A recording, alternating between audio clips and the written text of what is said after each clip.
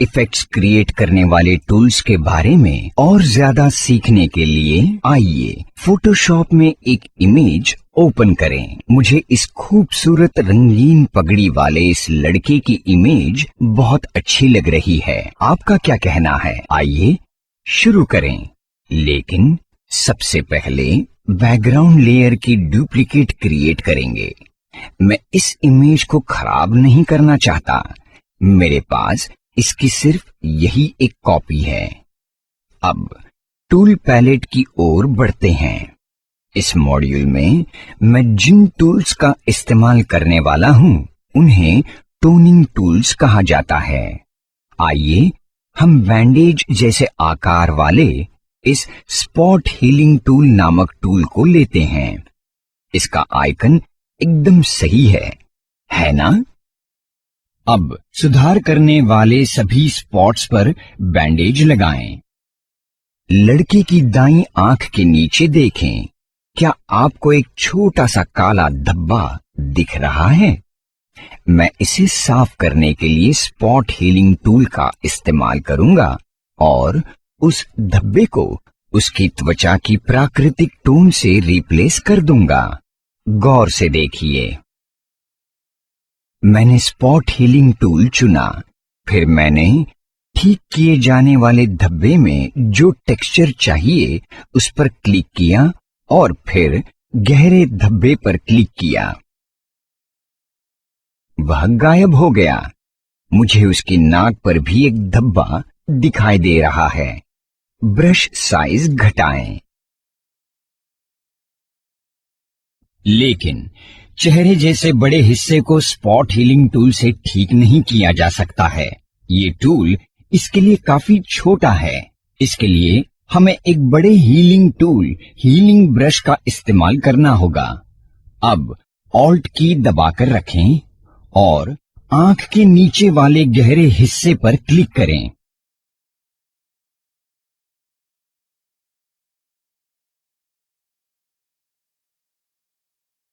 गौर से देखिए। ऑल्ट की दबाई गई है और क्लिक माउस बटन को दबाकर रखें। गहरे हिस्से पर मूव करें और कर्सर को उस पर ड्रैग करें। बटन छोड़ने पर देखें कैसा जादू होता है। गहरा हिस्सा गायब हो जाता है। रुकिए, हम इसे और प्राकृतिक बना सकते हैं। एडिट पर जाएं और फेड हीलिंग ब्रश चुनें और इसकी ओपेसिटी एडजस्ट करें। गौर से देखिए, ये मूल गहरा हिस्सा था और अब हम उसे हल्का करते हैं।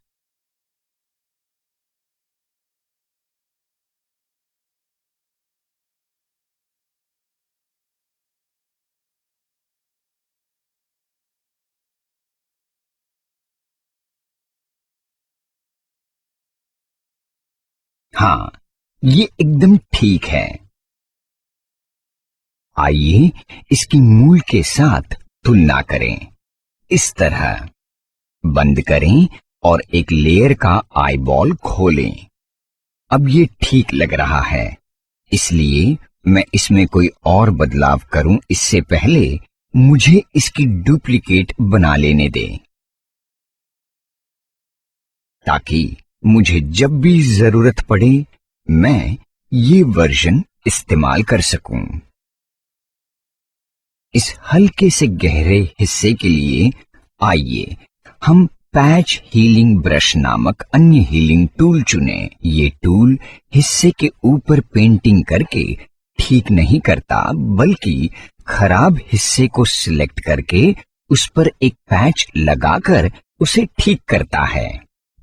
अब जिस तरह सिलेक्शन करने के लिए लासो टूल इस्तेमाल किया जाता है, उसी तरह से गहरे हिस्से पर मार्क करें और सिलेक्शन बंद कर दें। उसे सैंपल हिस्से पर ड्रैग करें। सॉफ्ट एजेस देने के लिए उसी तरह करें जिस तरह हमने स्पॉट हीलिंग टूल में ओपेसिटी बदली थी।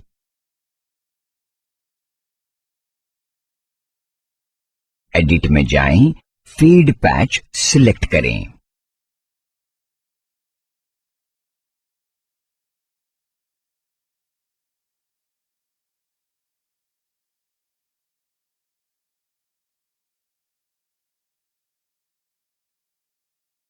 आइए तुलना करें।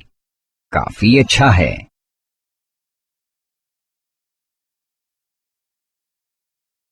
स्पॉट हीलिंग टूल्स बाद में विकसित तकनीक है। इमेज को ठीक करने के लिए पहले क्लोन स्टैम्प टूल या स्टैम्प टूल इस्तेमाल किए जाते थे।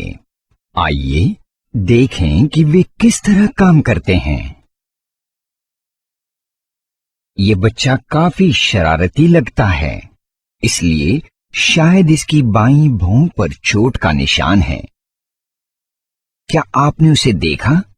स्टैम्प टूल हमें वह निशान मिटाने में मदद कर सकता है। ऑल्ट की दबाकर रखें और सैंपल हिस्से पर क्लिक करें। इससे ये स्टैम्प बन जाता है। अब माउस को भौं की प्राकृतिक शेप पर ड्रैग करें। गौर से देखिए कि मैं किस तरह छोटे छोटे स्ट्रोक्स इस्तेमाल कर रहा हूं।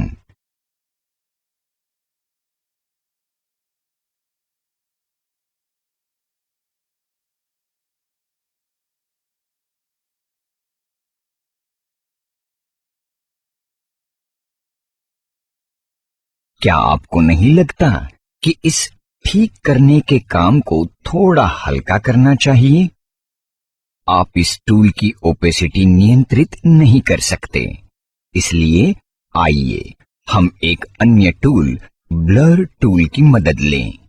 इस तरह ब्लर टूल पिक्सेल्स के बीच का कंट्रास्ट कम करके काम करता है और उनको मिलती जुलती ब्राइटनेस वाला बना देता है। हम चेहरे के अन्य हिस्सों को भी रीटच कर सकते हैं। इन सभी टूल्स में ब्रश साइज को आवश्यकता के अनुसार घटाया या बढ़ाया जा सकता है।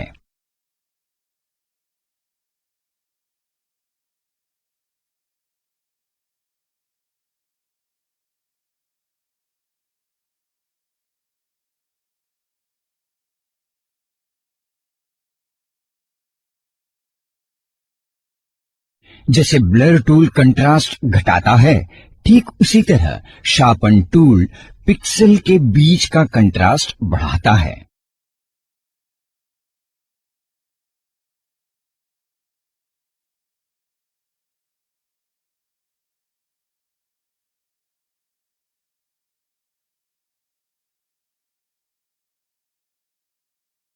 आइए हम भौहों के बालों की बारीकी से शार्पन करने के लिए इस टूल का इस्तेमाल करें। अब ये भौं ज्यादा प्राकृतिक दिख रही है। यदि मैं इसे एक ही जगह पर बहुत ज्यादा इस्तेमाल करता हूं तो मुझे ये मिलेगा। ये अलग अलग पिक्सेल्स को हाईलाइट करता है। मेरे पास एक और टूल है जो त्वचा को प्राकृतिक रूप देगा, स्मज टूल। दरअसल ये टूल पिक्सेल्स को आसपास इस तरह धकेलता है जैसे वे गीले पेंट के छींटे हों। इस तरह कभी कभार इमेज के किसी छोटे से भाग को ब्राइट करने की जरूरत होती है। पूरी इमेज के लिए मैं लेयर की ब्राइटनेस बदल सकता हूं, लेकिन बाकी पूरे हिस्से को वैसा का वैसा रखते हुए छोटे से हिस्से के लिए क्या किया जा सकता है? इसके लिए डॉज टूल इस्तेमाल किया जाता है। क्या आपको ये बदलाव दिख रहा है?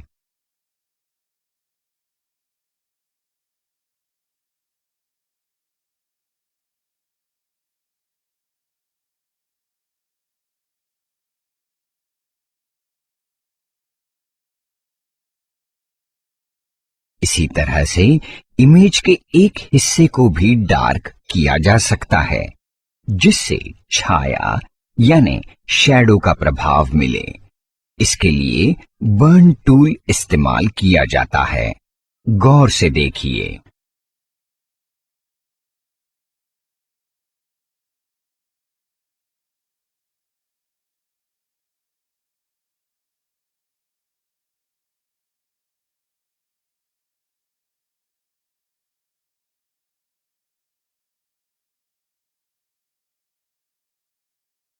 यदि मैं इमेज के सिर्फ कुछ हिस्सों को बिना किसी रंग के या काले और सफेद रखना चाहूं, तो मुझे क्या करना होगा?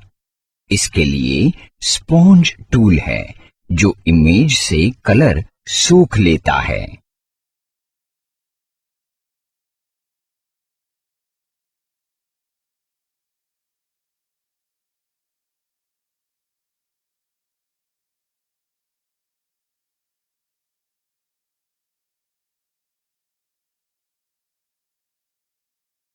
ध्यान से देखिए, इसने धीरे धीरे नारंगी रंग को सोख लिया और सिर्फ ग्रे रंग की शेड्स बची है। मैं मेरी पसंद वाले रंग पर इसे रोक सकता था, पर अब ये काली और सफेद इमेज की टोन्स तक पहुंच गया है। इसके साथ ही हमारा फोटोशॉप के टोनिंग इफेक्ट्स टूल्स का समापन होता है।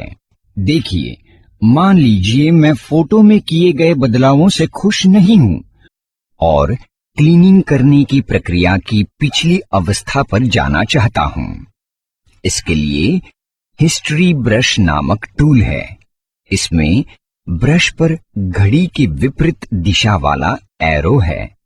इस पर क्लिक करने से ब्रश का साइज बड़ा हो जाता है और फिर इसे पूरी इमेज पर घुमा सकते हैं। ध्यान से देखिए, मेरे द्वारा किए गए सारे बदलाव अनडन होते जा रहे हैं और इमेज वापस अपने मूल रूप में आती जा रही है। देखिए, आंख के नीचे का काला घेरा और नाक का धब्बा और लड़के की दाईं आंख के नीचे वाला धब्बा। सबसे पहले पगड़ी का ग्रे स्केल का पैच गायब हुआ, क्योंकि वह हमारे द्वारा किया गया सबसे पहला बदलाव था। इस तरह हिस्ट्री ब्रश अपने नाम के एकदम अनुरूप है। ये इमेज को समान चरणों के माध्यम से लेकिन विपरीत क्रम में इतिहास में ले गया। अन्य महत्वपूर्ण टूल है आई ड्रॉपर टूल। ये टूल एकदम आई ड्रॉपर जैसा है, क्योंकि ये इमेज में बदलाव लाने के लिए सिर्फ एक बूंद या पिक्सल का इस्तेमाल करता है। आई ड्रॉपर टूल इमेज में से कलर सिलेक्ट करने के लिए इस्तेमाल किया जाता है। ध्यान से देखिए, जब मैं इमेज में पिक्सल पर क्लिक करता हूं, तब इसका कलर फोरग्राउंड कलर की तरह सिलेक्ट हो जाता है। अब कलर पैनल में हम कलर की वैल्यूज भी देख सकते हैं। ध्यान दें कि कलर वैल्यूज RGB में हैं, क्योंकि हमने वही मोड सिलेक्ट किया था।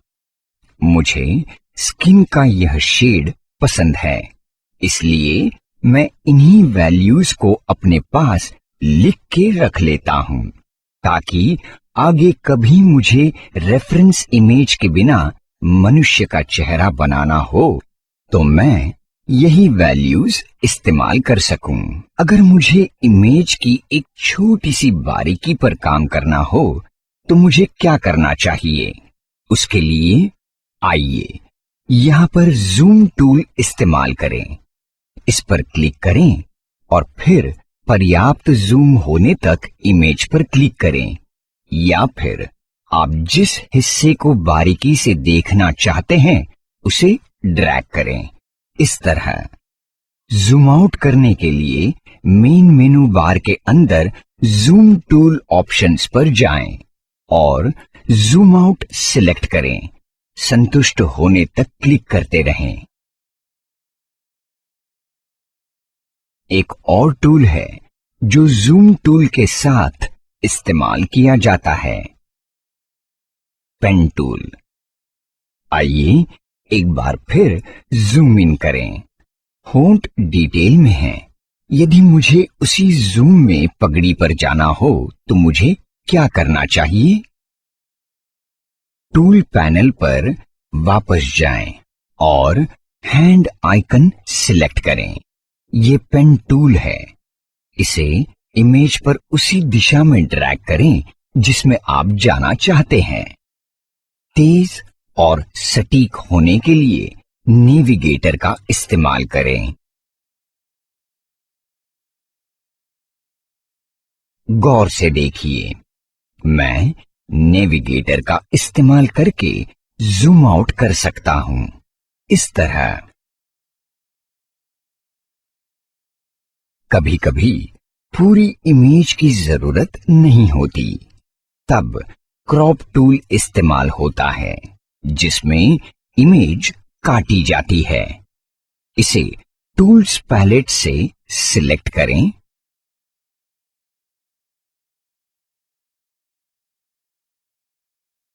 और फिर इमेज का आवश्यक भाग सिलेक्ट करें। दिए गए पॉइंटर्स का इस्तेमाल करके छोरों को एडजस्ट किया जा सकता है।